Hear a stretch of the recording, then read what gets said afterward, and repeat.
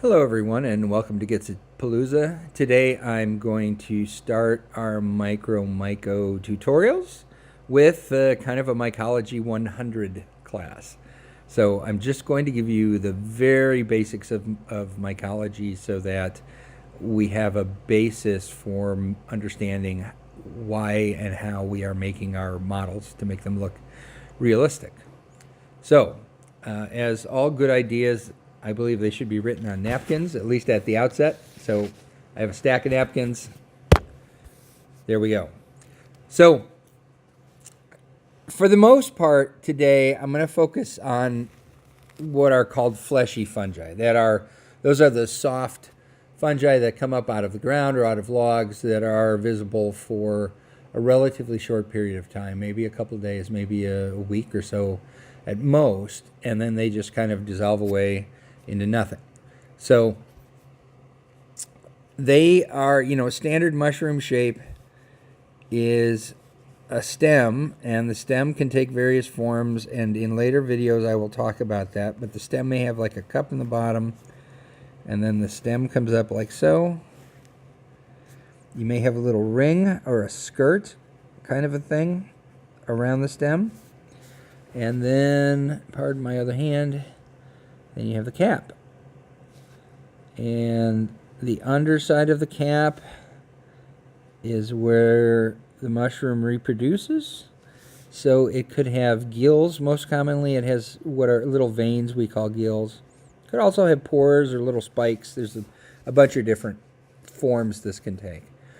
And then on top of the cap, it's generally either plain or occasionally you get these irregular white or buff spots on the cap. And those aren't just color, those are actual physical objects, and we will eventually get to why they're there.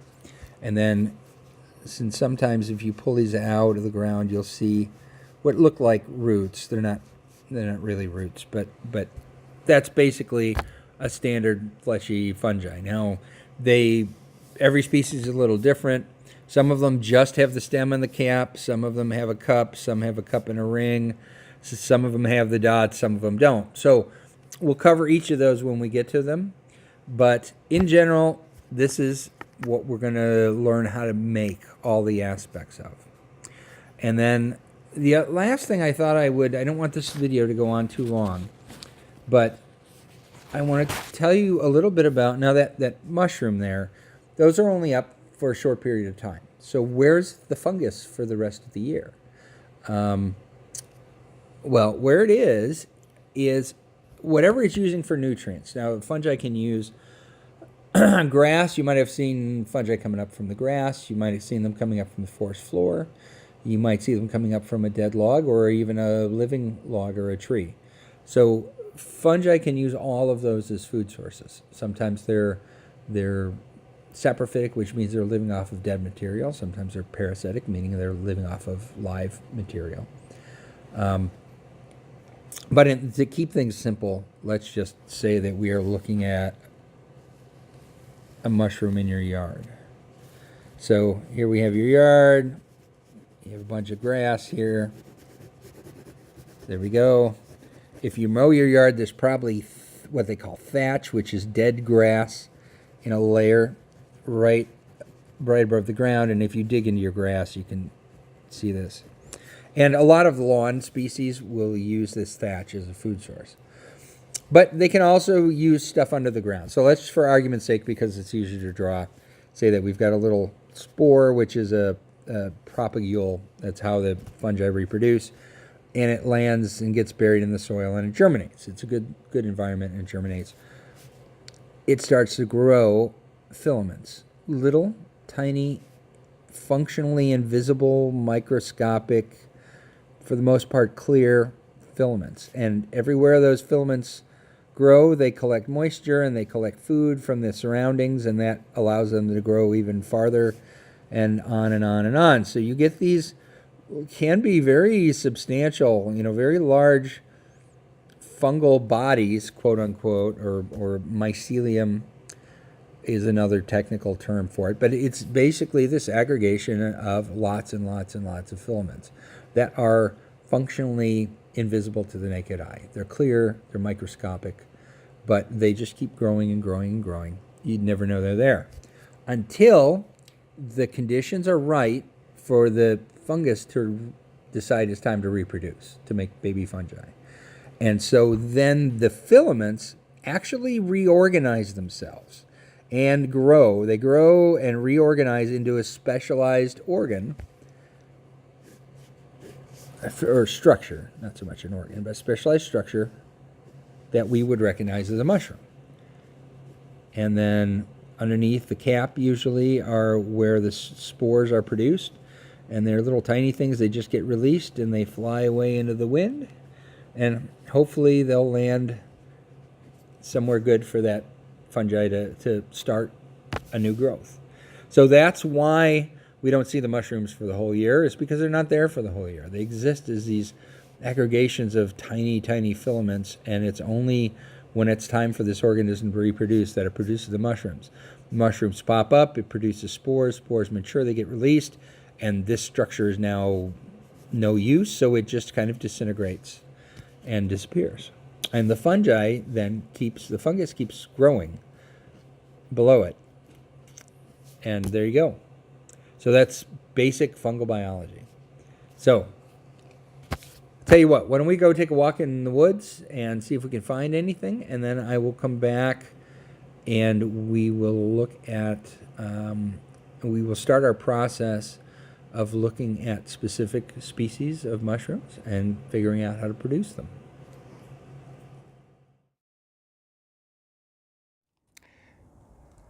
I thought I'd take you for a walk in my woods to see if we could find some fungi. Now it's very early spring, and we did have rain a couple of days ago, but maybe it's not enough to get the mushrooms that just come up briefly going yet. However, I knew there'd be some of these shelf fungi on some dead trees in the back, and sure enough, here they are. Now these fungi would have existed in the wood probably for years prior to actually coming out and producing these little brackets. And these are reproductive structures. So the fungi would exist and it would grow as little functionally invisible microscopic filaments inside the wood, pulling nutrients out of the wood. Now, it wouldn't necessarily be killing the wood. It may be attacking a tree that's already been dead or weakened by some other source. But the fungi takes advantage of it and grows, and then when conditions are right, it produces these fruiting bodies, and that's how you get mushrooms, bracket fungi, all the physical things that we associate with fungi. And as you can see, this is very, very heavily infested, so that this was probably, these were probably all associated with the same mycelial body that was just up and down this tree. May have started from multiple spores, but this is all the same species. And then if you get up under there, see if I get the camera focused, there are little pores on the bottom of this. Hold on, let me pull one off and see if I can get the camera focused on it. Where's my hand? There's my hand. Oh, look at that. See all those little rows of pits? Inside of those pits is where the fungus would generate its spores, which is how it reproduces. And these little microscopic spores get released out of these pits, and they would blow into the wind and hopefully land somewhere where it could grow. And these, again, unlike the normal mushrooms that we think of, they're tough, they're woody, they're persistent. So these won't just appear for a couple of days and go away. These would probably be visible on this tree until it just decays into nothing. So there you go. Okay, so right now we're going to talk about the general physical structure of the first type of mushroom we're going to do, which is the simplest kind as far as how it develops. This has no relation to do with actual mycology and how fungi are categorized. This is just how they physically develop when the mushroom is generated from the filaments, from the hyphae. So for those of you, if any of you are biologists or have mycology, I'm not trying to present any kind of actually any grouping by type or by family. This is just by the physical appearance of the mushroom. So there we have our ground. We have our mycelium spreading out into the soil as they are reorganizing into our structure. So when mushrooms start, they usually start as what they call a button. And that's just the way to develop. And a button is a, you know what, I'm gonna start it over here so I can do one drawing for you of the button and then one drawing of the mature mushroom. So the button would be round or it might be oval, but it just looks like this. And this is the proto-mushroom as the tissue is organizing and developing into the basic structures. It is from this, and how this button is designed on the inside determines what the mushroom looks like on the outside. So there's our mushroom from earlier. So the very simplest type is inside the button, which looks solid early on from the outside. You basically have the stem coming up as it's differentiating, and then the whole top of the button is the cap. So you would effectively have kind of proto-gills developing along the inside, along the stem, something like this. And then what happen is as this matures, you get a separation between the stem and the cap. So you get basically these break right here. And then eventually, as that matures, it continues to elongate, and you get a typical mushroom shape. So the first thing we're going to do is how to produce one of these. They are incredibly simple. I just use green stuff for the cap, and I've got my first ones I just use my fingers. I'm going to try to experiment with wax paper because I think that will work better and allow you to crank out a lot more of these. And then for the stems, you could use wire, you can use toothpick. I don't think you have to be as faithful to the shape of the stems. And of course, the stems will come in all shapes and sizes. There are some that are very slender and consistent all the way up. There are some that, even though they don't have a cup at the bottom, will have a swelling and then come together. If you want to try to do something fancy like that, you can, but at the scale we're looking at, I don't think it matters. I don't think people are going to see it. And then the other variation of this simple one is where you have a basic stem, and you have, I'll just use this stem, and you have a more conical cap.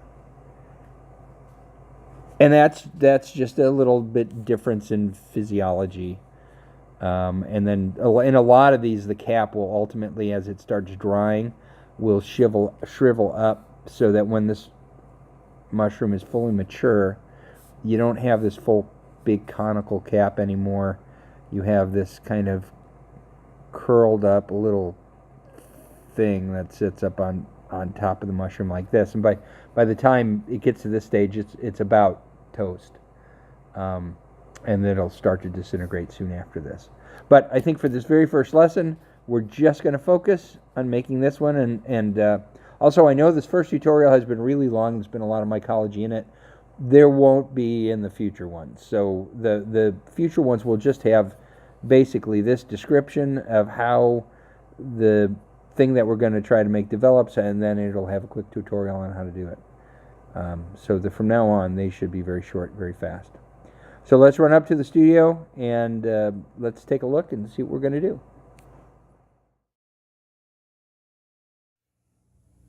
As this tutorial has gone on longer than I had originally intended, and just been mycology without any of the modeling stuff, I'm going to wrap it up pretty quick here. So what I'm going to do in the actual tutorials, the only biology you're going to be assaulted with, is basically a brief description of how the mushroom develops in its early stage, which is usually just in a little sphere. They call it a button. Could be oval or, but it's more or less round. And how the tissue organizes itself and differentiates itself in this button is directly related to what the ultimate look of the mushroom is. Does it have the spots on top? Does it have a cup or a ring? Or is it just plain? So that's what I'll be doing. You've suffered through long enough, I think. You've got 20 minutes mycology when I intended to give you about 5. So this is basically it. So from now on, it'll be quick, it'll be easy. I'll show you how the button's differentiating, and I'll translate that into whatever design of mushroom that we're making. And then we'll just go from there. That'll be the end of the lecture, and we'll go right into how to make it. So there you are. Thank you for joining me. I hope you learned something, whether you wanted to or not. And please remember to like and comment and subscribe. And thank you for joining me on Gitsapalooza.